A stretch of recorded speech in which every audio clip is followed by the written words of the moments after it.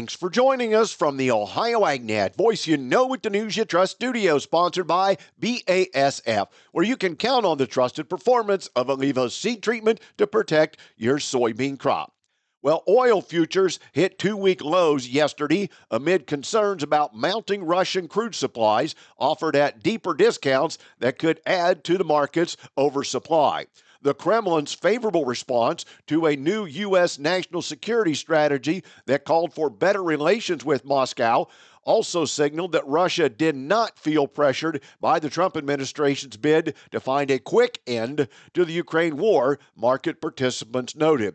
OPEC, or the Organization of Petroleum Exporting Countries, had already cautioned that the crude market was already in a surplus of 500,000 barrels per day as of the third quarter. The U.S. dollar index was little changed at 99.21 against a basket of foreign currencies, and the start of a two-day Federal Reserve meeting did little to help the sentiment in energy markets, despite initially limiting their downside yesterday.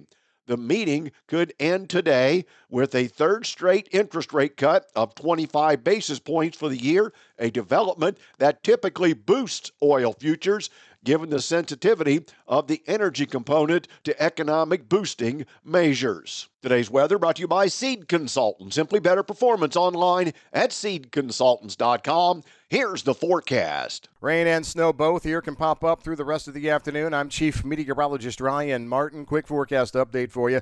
The rains that we saw earlier today, they're going to have to deal with some cold air that's going to be blasting in this afternoon. I'm looking for a changeover in precipitation. Now, to be clear, I think we brought out the bulk of our moisture already, so I don't think it's going to be a big snow event. You can see a fresh coating to an inch or so in spots, I suppose, but still, it's more about the temperature change here as we move through this afternoon. Seeing some strong lake winds tomorrow coming across the Great Lakes, so plenty of clouds, but not a lot of precipitation for most of Ohio. And then we've got a big clipper system that comes through on Friday, tomorrow night through Friday, that I think can give us anywhere from a coating to 2 inches at least across the bulk of the Buckeye State. Much colder for the weekend. I'm Ryan Martin. And thanks, Ryan. Private exporters reported sales activity for the 25-26 marketing year, including 136,000 metric tons of soybeans for delivery to China, 119,000 metric tons of soybeans for delivery to unknown destinations, 212,000 metric tons of soybeans received in the reporting period for delivery to unknown destinations, and 120,000 metric tons of soybean cake and meal for delivery to Poland. And just a quick reminder, Muskingum Livestock is having a special weaned and vaccinated sale today at 1 p.m. For always keeping tabs on their sales, you can find out more at muskingumlivestock.com. For today's sale, there will be over 600 pre-consigned cattle that are weaned and vaccinated calves. Back with more after this. Here's farmer and landowner John Prue. We purchased the land about 3 years ago, and there was an old farmstead on there with trees. We were going to clear the land so we could farm through it. We thought we knew where the pipe was, so we didn't call to get it located. The work on our property led to the damage of a light crude pipeline. Fortunately, no one was hurt, but it could have been much worse.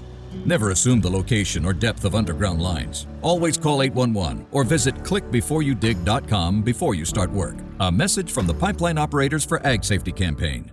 Let's check in now and find out more about what's happening in the markets. This is Ryan Metzger with Lice Mercantile, providing you with your midweek technical indicators. These technical indicators are the price levels in which futures find support and where futures find resistance. March 26 corn futures have the first level of support seen at $4.45 and the first level of resistance at $4.50. January 26 soybean futures have the first level of support seen at $10.83 and the first level of resistance at $10.93. New crop July 26 wheat futures have the first level of support seen at $5.47 and the first level of resistance at $5.53. Please visit our website at licemercantile.com to learn about our crop insurance, grain marketing program, and brokerage services. And thanks, Ryan. Today's market's brought to you by Seed Consultants. Simply better performance online at seedconsultants.com. December corn down 2 1/4 at 438.5. March is down 2 1/2 at 445.5. January beans down 3/4 at 10.86 and a half. March is $10.97 and a quarter cent, down a penny. The July wheat down 5.5 at 5.44 and a half. September down 5.5 at 5.56 and 3/4. In livestock, December cattle down 32 at 226.50. From there, higher. February up 47, make it 50 cents now at 227.47. April up 35 at 227.25. February lean hogs 82.70, up 82 cents.